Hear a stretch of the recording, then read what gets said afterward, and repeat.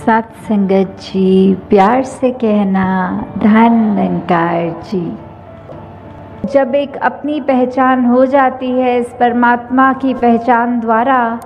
तो पता चलता है कि हमारा असली मूल क्या है। तो जब ये पता लगता है तो हर पल हम इस निराकार के एहसास में रहते हैं।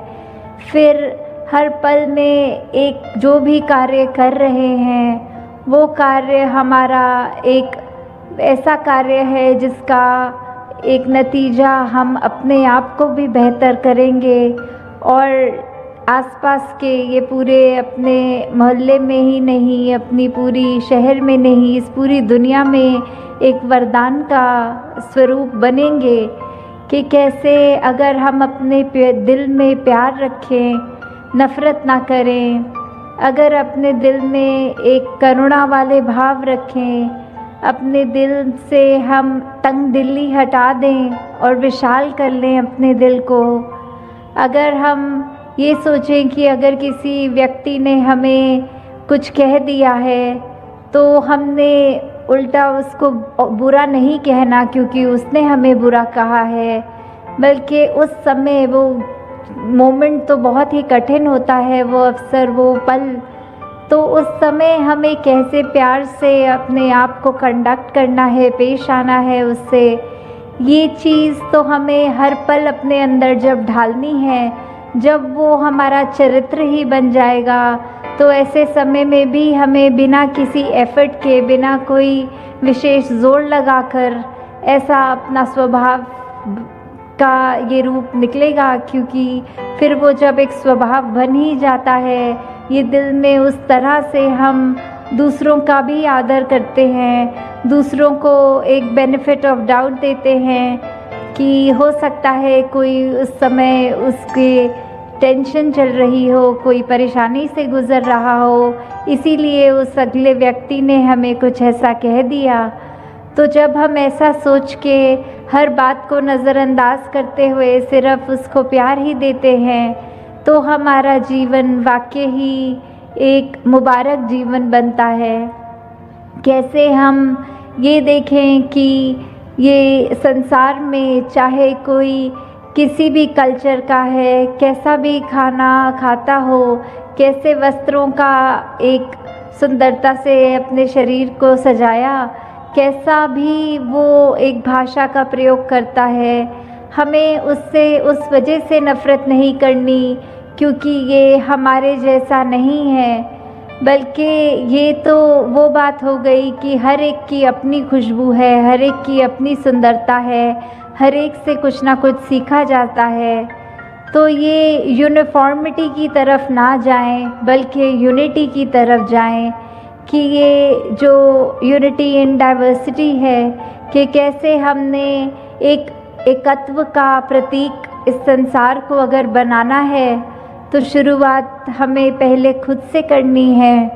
कैसे हर एक में हमने फिर भेदभाव नहीं करने, हर एक से वो एक समदृष्टि वाली निगाह कि कैसे हमने हर एक को देखना है कि सब अपने हैं। जब ये परमात्मा का ही पता चल गया, ये पिता का पता चल गया, तो फिर इस पिता के तो सभी बच्चे हैं, तो कोई फिर जाति पाति ऊंच नीच कोई ऐसी बात ही नहीं जो एक इंसान को दूसरे इंसान से ये दूरियां बनाने को कहें। फिर कोई वजह नहीं रह जाती कि हम अपने मनों में दीवार बना लें। हमारा सारा फिर ये फोकस एक ये दीवारें गिराने में रहना चाहिए कि कैसे हम प्यार के पुल एक मन से दूसरे मन तक बनाएं, कैसे एक हम एक ह्यूमैनिटी को जोड़ें, कैसे हम अपने जीवन को संवार लें, कैसे हम हर तरफ एक ऐसा एफर्ट करें कि दूसरे का भी जीवन हमारी वजह से कोई आराम मिल सके, उसको हमसे मिलने के बाद किसी व्यक्ति को ये लगे कि इस इंसान से मिलके अच्छा लगा, इसके गुण जो हैं हमें भी अपनाने हैं। फिर कैसे हम हर एक को एकता का मैसेज सिर्फ बोल के नहीं बल्कि अपने जीवन में अपने कर्मों द्वारा ऐसे पहुंचा सकते हैं ये अमन, भाईचारा, यूनिवर्सल ब्रदरहुड, फिर एक हार्मनी इन वननेस वाली बात कि कैसे हमने एक दूसरे का सहयोग करना है, कैसे हमने इस संसार को फिर एक आए तो हैं अपनी जिम्मेवारी भी निभानी है, परिवार के लिए भी, या जो भी कभी बचपन में स्कूलिंग, बड़े होके कॉलेज, फिर अपना एक गृहस्थी का उस तरह से एक मार्ग, कामकाज, जैसे भी परिस्थिति जीवन में है, तो वो सब तो करना है, वो तो ड्यूटी है, वो तो रिस्पॉन्सिबिलिटी है, ये तो हमारा कर्तव्य है, उसको ज़रूर निभाना है, पर इस दुनिया में खो नहीं जाना। ये सब करते हुए भी एक भक्ति भरा जीवन उसको जीना है। जैसे एक उदाहरण, एक अगर कोई हमारा प्रिय मित्र है तो उसके बारे अगर हम सोच रहे हैं तो हमें कोई सोचने के लिए अलग विशेष समय नहीं निकालना है, उसके लिए एक हमारे अच्छे भाव, अच्छे विचार, अच्छी सोच करने के लिए कुछ खास अलग नहीं करना। वो सोच तो हमारी, चाहे हम खाना खा रहे हो तब भी हम उसके भले के लिए मांगते हैं, चाहे हम और कोई कार्य कर रहे हों तो भी सोच रहे होते हैं कि अपने मित्र को मिले हुए बहुत समय हो गया, जल्दी मिलना चाहिए। तो ऐसे करते हुए हमें ये अपने मित्र के लिए जो प्यार की भावना है, जो एक मगन है हम उसकी दोस्ती में, उसके लिए अलग समय नहीं निकाल रहे, अपने कार्य करते हुए उसको याद कर रहे हैं। वैसे ही जीवन में भक्ति को करते हुए कोई ख़ास समय नहीं निकालना। जब भी हम जो भी कर रहे हैं, हमारा जीवन, हमारी सोच, हमारा व्यवहार, हमारे कर्म ऐसे बन जाते हैं कि उसमें भक्ति हर समय रच जाती है। तो कैसे ये भक्ति की शुरुआत हो? ये भक्ति को भी हम अगर ये मान लें कि हमने बहुत ही रिलीजियस स्क्रिप्चर्स पढ़ लिए हैं, हम तो अपनी आस्था रखते हैं कहीं, वो सब मुबारक है, पर पहले किसी भी धार्मिक स्क्रिप्चर को अगर हम पढ़ लें तो पढ़ने में यही संदेश आता है कि इस परमात्मा को जाना जा सकता है, ये विराट स्वरूप देखा जा सकता है। तो जब हम इसकी जानकारी ले लेंगे तो ही ये असली मायने में हमारी भक्ति शुरू होगी। फिर वो भक्ति भी वैसी होगी जिसके बदले में हम इस परमात्मा से कुछ ये नहीं चाहेंगे कि परमात्मा हम तेरी भक्ति कर रहे हैं, इसके बदले हमें कोई ये चीज़ चाहिए कि वो चीज़ चाहिए। नहीं, फिर वो एक समर्पित भाव से भक्ति शुरू होती है। फिर ये मान के कि प्रभु तूने इस संसार में हमें लाया है, हमें श्वासें दी हैं, तो ये श्वासों में बस हर श्वास में तेरा शुक्रिया हो। तो कैसे फिर हमारे स्वभाव में भी ये रहता है कि हम हर पल एक सुमिरन कर रहे होते हैं, किसी की भी सेवा करने से कतराते नहीं, और सेवा करते हुए भी भाव ये होते हैं कि हम किसी की मदद करके अपना नाम नहीं कमा रहे हैं, बल्कि ये मान के कि ये तो हमारा फ़र्ज़ ही है, ये तो हम कर ही नहीं रहे, परमात्मा ने एक बल बख्शा नहीं तो उसकी कृपा है कि हम ये सेवा भी कर पा रहे हैं। और अपने आप को इस सत्संग से भी जोड़कर, क्योंकि जब सत्संग में आते हैं तो संतों की वाणी सुनते हैं, ये संत मति को अपनाते हैं कि संतों की सोच हमारी सोच बन जाती है। और युगों युगों से यही बात है, किसी भी संत की वाणी खोल के देख लें तो उसमें हर संत ने यही समझाया है कि अपने जीवन में ऐसे गुण लाओ जो कि एक प्यार की रगर पर हों, एक वो मार्ग हो, एक सत्य के मार्ग पर हो। और फिर जब हमारे हिस्से वो सत्य आ गया तो हमने अपना मुख तो उजला कर लिया, हमारे ऊपर वो रोशनी, वो कृपा इस ब्रह्म ज्ञान की हो गई, तो फिर वो हर एक तक पहुंचाने का जो जिम्मेवारी बनती है। तो ऐसे ही अगर हम अपने जीवन में सोचें कि हमें किस प्रकार का इंसान बनना है, वो सोच हमारी है। वो दातार ने हमको चेतनता बख्शी है, एक विवेक बुद्धि दी है। अब उसका उपयोग कैसे करना है वो हमें ही चुनाव करना है। और ये चुनाव अच्छी तरह सही तरीके से तभी होता है जब इस मालिक का एहसास हो मन में, क्योंकि फिर उस एहसास के साथ हम कोई कार्य करते हैं तो वो कार्य गलत नहीं होता, वो फिर सही होगा अपने आप। तो जैसे एक उदाहरण भी आ रहा है ध्यान में कि दो मित्र थे बच्चे, तो वो बच्चों ने, एक के पास बहुत खूबसूरत पेंसिल्स थी और दूसरे मित्र के पास बहुत ही सारी टॉफ़ियाँ थी। तो वो दोनों मित्रों ने बात करते हुए कहा कि ऐसा करते हैं, तुम मुझे अपनी सारी टॉफ़ियाँ दे दो और मैं तुम्हें अपनी पेंसिल सारी दे दूँगा। तो जब उन्होंने ऐसा किया तो वो एक मित्र जिसके पास टॉफ़ी थी, उसने एक टॉफ़ी वो छुपाकर अपनी जेब में डाल ली और बाकी उसको दे के बोला, ये लो मेरी सारी टॉफ़ियाँ रख लो। और जिसके पास पेंसिल्स थी उसने वो सारी पेंसिलें दे दी उसको, अपने पास कुछ नहीं रखा। फिर जब वो घर गए, रात हो गई, तो जो मित्र जिसने अपना सब कुछ दूसरे मित्र को दे दिया था, अपनी सारी पेंसिल्स दे दी थी, वो तो बहुत ही खुशी से सो गया कि मेरे को इतनी सारी टॉफ़ियाँ मिल गई हैं। उसने वो टॉफ़ियाँ खाई भी और आनंद भी लिया उसका। पर जिस मित्र ने एक टॉफ़ी अपने पास छुपाकर सारी पेंसिल्स दूसरे मित्र की ले ली थी, वो रात को ठीक से सो नहीं पाया, क्योंकि उसके मन में यही विचार थे कि दूसरे ने मेरे साथ चीटिंग तो नहीं करी, कहीं कोई सबसे सुंदर पेंसिल उसने छुपा तो नहीं ली। तो अगर हम ऐसे ही मन में भाव बनाएंगे कि हमारे पड़ोसी को हम चालाकी कर रहे हैं और उससे हम ये एक्सपेक्ट करें कि उसने भी आगे से की हो, तो ऐसे विचारों को दूर रखते हुए अपने जीवन से, और ये पड़ोसी से मतलब सिर्फ वो नहीं कि घर के बिल्कुल साथ रहने वाला, ये तो हर एक को अगर वैसे देखें कि ये संसार में जहाँ हम रहते हैं हर कोई ही अपना है, हर कोई ही अपना पड़ोसी है,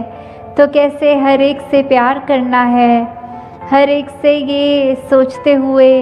कि हमने एक दूसरे के सहयोग से सहारा बनना है एक दूसरे का, हर एक के लिए एक दिल से उपकार करना है। तो ऐसी सोच को हमने जब धारण किया करना है तो ही वो एक असली रूप में एक शुभ सोच है, एक अच्छी सोच है, एक संतमति है। तो फिर वही बात कि अगर पड़ोसी से हम ऐसा नाता जोड़ें, ना कि ऐसा कि हमारे को उससे तकलीफ़ है तो हम उसको नुकसान पहुंचाएं। जैसे एक शायर ने भी बहुत अच्छा ये लिखा है, अरे ओ जलाने वाले ये तेरा ही था नशेमन, जिसे तूने फूंक दिया मेरा आशियाँ समझ के। कि पड़ोसी को तो ये लग रहा था कि उसने अपने पड़ोसी का घर जलाया है,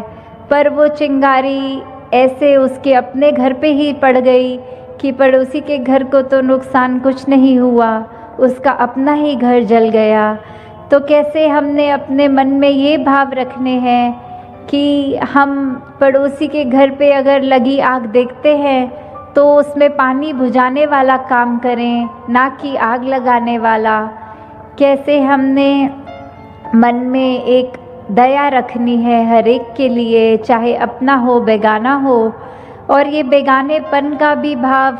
तभी ख़त्म हो सकता है जब हम एक अपनत्व रखेंगे हर एक के साथ,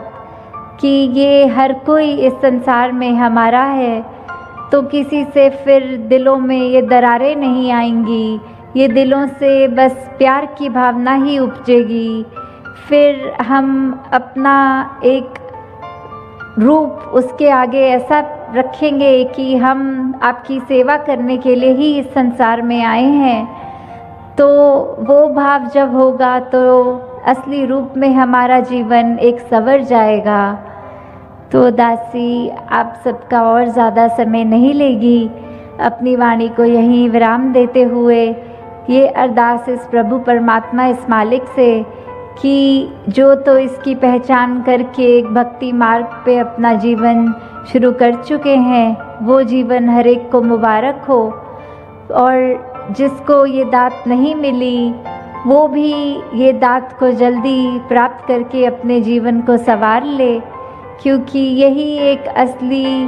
धन है जो हमारे पास रहना है, ये जीवन काल में भी उपयोगी होगा, और जब ये सांसें ख़त्म हो जाएंगी तो भी ये मोक्ष, ये मुक्ति इसी के द्वारा ही प्राप्त होती है। तो कितना भी हम इस जीवन में अगर धन जोड़ते रहें तो भी वो सिकंदर वाली बात कि इतनी दुनिया पे उसने राज करके इतना ज़मीन, इतनी जायदाद बना के भी खुद जब रवाना हुआ, ये रुखसत हुआ, तो भी हाथ तो खाली थे। तो हमें क्या करना है जीवन में, हमें किस तरह का धन जोड़ना है? एक मेहनत करके अपने घर परिवार को एक आराम देने वाली घर तो बनाना मुबारक है, पर एक स्पिरिचुअल जो धन है, ये ब्रह्म ज्ञान की दात है, इसको अगर झोली में नहीं डाला तो फिर ये हीरे जैसा जन्म है, कौड़ी के भाव गंवा रहे हैं, वो बात सच हो जाती है। तो दातार सभी पे कृपा करे कि ये असली जो कीमती चीज़ है, ये वस्तु है, जो मीरा ने भी कहा राम रतन धन पायो, कि ये जो धन है ये सभी के हिस्से आए। कैसे इस जगह जब हम आए हैं, इतना उत्साह लेकर आए भी हैं, तो उसके पीछे बात क्या है? बात सिर्फ ये है कि सत्संग हो जाए, ये निरंकार प्रभु का एहसास हम कुछ देर, जहाँ घर बैठे सुमिरन रूप में तो हमेशा ही कर सकते हैं, पर इस रूप में ये जहाँ सत्संग रूप, ये सत्संग माँ मिल जाती है, तो ये संगत के अंदर जब हम बैठ के ये संतमति वाले जो आसपास हमारे ये ब्रह्म ज्ञानी भी हैं, तो कैसे वही एक एहसास हमारा और पक्का करने वाले, तो उनके साथ भी कुछ पल जो बीतते हैं वो बहुत ही मुबारक होते हैं। तो जहाँ ये बात है कि काफ़ी नए महापुरुष भी आज आए होंगे जो अभी तक निरंकारी मिशन से परिचित नहीं हैं, तो यही बात दासी उनके चरणों में भी रखना चाहेगी कि ये उद्देश्य सिर्फ सत्संग करने का भी यही है कि कैसे हम अपने जीवन को जीते जीते ही एक परमपिता परमात्मा, ये निरंकार, इसका बोध कर लें, क्योंकि ये जो परमात्मा है इसने तो शुरू से था, अंत तक होना है, और ये हमेशा कायम दायम रहने वाला सच है। तो हम अपना भी जब कहते हैं कि ये मैं कौन हूँ, ये सवाल जब खुद से पूछते हैं, तो उसका भी ये आंसर रूप यही है कि हम तो बस आत्माएं हैं, ये शरीर तो चोला बदलता रहता है, युगों युगों से हम कुछ ना कुछ बन के, और अब जब ये मानव शरीर मिला है तो इसका उद्देश्य ही यही है कि हम इस परमपिता परमात्मा की पहचान कर लें, और जब ये भगवान जिसको जाना जा सकता है उसका पता लग जाता है, तो हमें ये भी पता चल जाता है कि हम कौन हैं, हम कहाँ से आए हैं, कहाँ को जाना है, और ये ज़िंदगी जो इस प्रभु परमात्मा ने बख्शी है इसको किस तरह, किस खूबसूरती से जीना है, क्या क्या ये गुण हमको अपने अंदर रखने हैं, ताकि हर एक श्वास जो हम जी रहे हैं वो असली में एक खूबसूरत ज़िंदगी बनाने के लिए ऐसे गुण हमारे चरित्र में आ जाएं। तो आज जैसे हरदेव वाणी का ये शब्द भी चल रहा है, तो उसकी पंक्तियाँ, हाँ जी। हिंदू, मुस्लिम, सिख, ईसाई, परम पिता की सब संतान, जैन, पारसी, बाद में सारे, सबसे पहले हम इंसान। तो कैसे वही बात कि ये परमात्मा ने जहाँ इतनी बड़ी सृष्टि बनाई है, तो वो सृष्टि के अंदर यहाँ हमारा जो ये धरती है, धरती पे इतने सारे जो मानव कहीं पे भी विचरण कर रहे हों, चाहे हिंदुस्तान में हो या और किसी अन्य देश में रहते हैं, जब वो एक नेचुरल बात है कि उनकी भावनाएं अलग अलग होंगी, उनके मन में आस्था वो अपने प्रभु परमात्मा पे एक अलग रिलीजन की तरह रखते होंगे। तो जो भी अपने इस रिलीजन को मानता है, जो अपने धर्म मज़हब जो तरह भी इस प्रभु परमात्मा, अल्लाह, वाहिगुरु, गॉड, किसी भी नाम से जिस तरह भी अपनी आस्था रख के पूछते हैं, तो वो सभी को मुबारक है कि ये अपने इस धर्म में आस्था रखनी। किस तरह ये जो इंसान है, हम असल मायने में तो इस परमात्मा से ही निकले हैं। फिर चाहे वो हम कहीं पे भी एक नाम रूप से एक अपने आप को जोड़ लेते हैं किसी भी एक आइडियोलॉजी के साथ, तो वो भी मुबारक है। पर ये इसके बीच हमको ये बात नहीं भूलनी कि हम चाहे कहीं पे भी कुछ भी मायने रखते हों, सबसे पहले तो हम एक इंसान हैं, एक मनुष्य हैं, एक मानव हैं। तो कैसे हमें ये मानवीय गुणों को अपने अंदर रखना है, क्योंकि ये भी बात हमें पता है कि ये जो मिशन का नारा भी रहे, काफ़ी अरसे से सभी ने सुना होगा कि धर्म जोड़ता है, तोड़ता नहीं। तो धर्म किसी को भी हम अगर मानते हैं, उसमें हमारी भावना ऐसी होनी चाहिए जो हर एक को, एक मनुष्य को दूसरे मनुष्य से जोड़ने वाली भावना रहे। वो भावना हमारी कि कैसे हम एक दूसरे के जीवन में उनका दुख दर्द बांट सकें, उनका साथ दे सकें, उनको किसी तरह का भी आराम दे सकें। अपने आप को हमने इस वजह से दूसरे से दूरी अपने मनों में नहीं खींचनी, क्योंकि वो कहीं और आस्था रखता है और हम कहीं और अपनी आस्था रखते हैं। ये तो बात यही है कि जो धर्म है, ये जो स्पिरिचुअलिटी, आध्यात्मिकता जो ये हमारी है, तो इसने तो शुरू से ही जोड़ कर ही एक रखना है। ये इसका काम ही यही है कि कैसे मनों से दूरियों को कम करके एक दूसरे को आपस में जोड़ने की बात है। ये इंस्ट्रूमेंट है, ये एक टूल है कि किस तरह हम इस बात से सबसे पहले एक मनुष्य जब बन जाएंगे, तो अपने आप फिर हम जो संतों ने शुरू से कहा है, जो गुरुओं ने अपने आदेश दिए हैं, तो वो बात ही हमारे को हर एक रिलीजन में मिलती है कि कैसे वो हम फिर कैसे अनुयायी हैं, कि क्या हम अपने गुरु को मान रहे हैं पर गुरु की क्या शिक्षा रही है उसको नहीं मान रहे, या फिर हम एक ऐसे अनुयायी हैं जो गुरु को भी मानते हैं और गुरु की शिक्षा को भी मानते हैं। क्योंकि इतना ज़रूरी वो गुरु को मानना नहीं जितनी उसकी शिक्षा है, क्योंकि ये शिक्षा तो हमेशा से वही रही है कि कैसे हम हर एक के अंदर एक प्यार की बात रखें, हम हर एक में अपने मन में एक करुणा रखें, दया रखें, एक अपने आप में सहनशीलता रखें, अपने दिल को विशाल कर लें। कैसे हम संसार में अमन पैदा करने में ये योगदान दे सकें, कैसे संसार में इस तरह अपने आप को पिरो लें कि वो एकता के ही हम एक मार्ग पर चल रहे हों, हम यही हमारे जीवन का संदेश रहे। कैसे हम किसी में बिना भेदभाव किए, ऊंची नीची कोई भी वजह से कि वो अलग दिखते हैं, अलग खाते हैं, या वो दूसरे स्थान पे जन्मे हैं, हम कहीं और हैं, हमारा पहरावा दूसरा है, हमारी जाति दूसरी है, जब ऐसे मन में हम ये भाव लाएंगे तो हमारा ही नुकसान है। हमें ये समदृष्टि की निगाह से जब तक नहीं देखना किसी को, तब तक हमारे जीवन में भी वो असर नहीं आ पाएगा। वो हम संतों की बात, गुरुओं की बात पूरी तरह नहीं मान पाएंगे जब तक ये परिवर्तन हमने अपने जीवन में नहीं किया। तो वही बात कि चाहे हम ये बिलीफ, ये फेथ, ये आस्था, ये विश्वास जिस जगह पे भी टिकाएं, बात तो वही है कि वो मूल रूप में क्या है, वो एक है, एक को नूर है, ये एक से ही उपजा है हमारा, एक हमारा अस्तित्व। तो ये एक ही है जो असल मूल है ये बात का। जैसे एक कहानी भी दासी को याद आ रही है कि एक बार एक टीचर ने अपने घर बच्चों को बुलाया ट्यूशन देने के लिए, तो वहाँ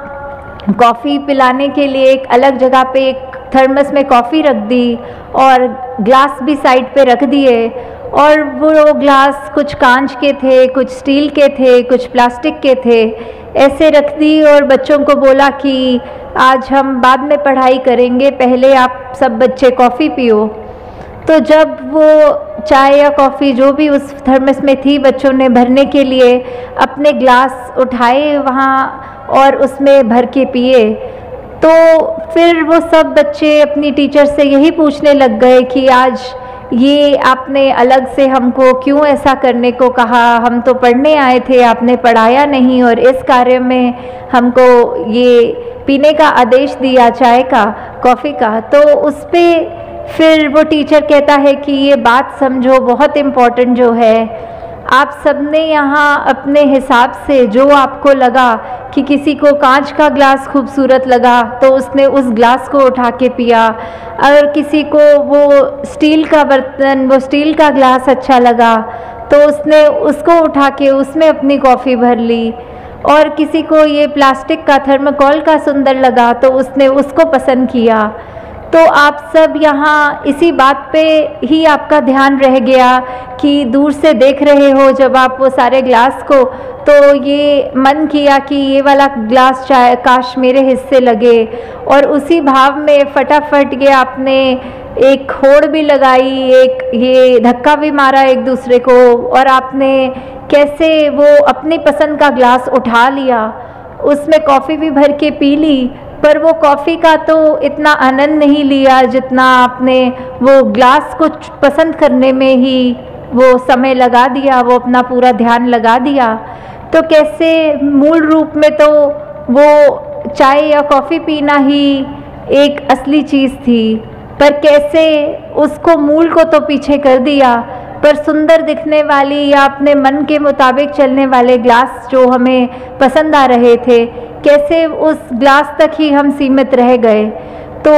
वो गुरु ने, वो टीचर ने तो यही बताना था कि कॉफ़ी के बारे में कुछ समझाना था, पर बच्चों का ही ध्यान वो कॉफ़ी में नहीं गया, वो ग्लास में चला गया। तो ऐसे ही कहीं हमारा जीवन भी तो नहीं होता जा रहा कि हम ये सब धर्म और ये अलग अलग अपनी मान जहाँ पे भी आस्था रखते हैं, वहाँ पे जब हमने एक मूल रूप से ये एक के बारे में सीखना था, इसकी पहचान करनी थी, वो तो करी नहीं, पर बाकी चीज़ों पर ज़्यादा ध्यान देके ये सोच के कि असली मायने में एक यही है, तो वो बात हमको चेतनता अपनी लानी है कि कैसे हमको मूल से जुदा नहीं होना, जो हमारा एक हमारे ही एग्जिस्टेंस के लिए जो स्रोत है कि वो उससे हमें पीछे नहीं होना, उसको समझना है, उसको जानना है। और जब ये जानकारी हमें मिल जाती है कि असल में मूल रूप में तो वो कॉफ़ी ही पीनी थी, पर हम बस ऐसे ही फालतू ध्यान भटका लिए, तो तब जब ये पहचान एक की हो जाती है तो सारे ये अपने आप जो मन में और भटकाने वाली चीज़ें होती हैं वो दूर हो जाती हैं। हाँ जी। जब सारे इंसान हैं हम तो आपस में टकराएं क्यों, नफरत हिंसा की भयानक आग को सुलगाएं क्यों। कि कैसे हमारे मनों में कभी ये नफरत, वैर, ईर्ष्या और भी कितनी बुरी भावनाएं ये जब जन्म ले लेती हैं, और उससे हमको पहले तो अपने मन के अंदर ही दूसरे के मन से ये टकरार की भावना जन्म लेती है। कोई ना कोई हम ऐसा कारण बना लेते हैं कि हम सामने वाले को पसंद नहीं कर रहे,